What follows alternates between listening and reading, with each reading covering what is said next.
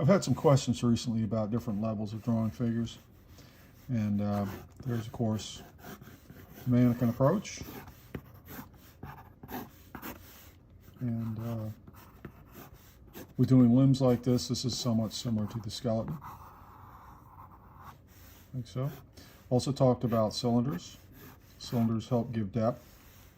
I've also talked about what you could call rings, which are basically drawing rings around forms to help delineate their direction in space. Now, rings are also a bit like clothing, because if you're drawing naked figures a lot, you can kind of get a little lost. We're not used to seeing that. We're used to seeing clothing. So here, for example, shirt, underwear, so on, socks. And this helps keep things realistic in a way. Here's even a watch. And these lines can be removed later if need be. So that helps give a sense of realism also.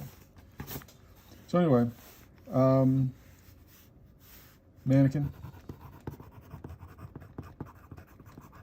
bones, or skeleton. Now, the skeleton, you've got what's called bony landmarks. And there are places where the bones come to the surface. And you need to know where these are because that's where muscles join on. Here's the head of the pelvis. Here's the groin. They pop up in other places along the arms, knees, things like that.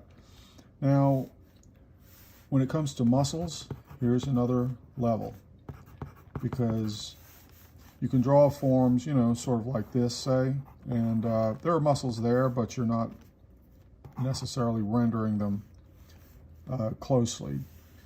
But the thing to know about muscles is that muscles are like sewing in a way.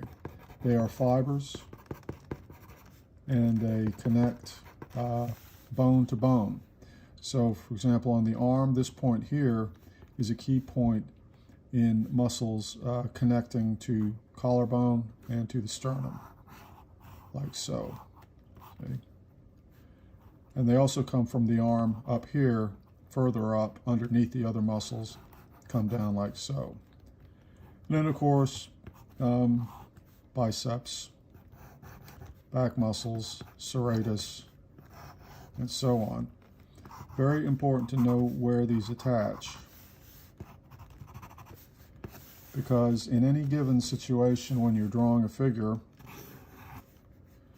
say you're drawing a figure in action and the arm is coming out like this, well, if you don't know these points where the muscles attach,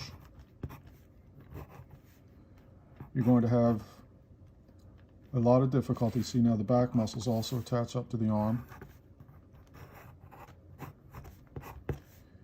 You want to have a lot of difficulty trying to get realistic,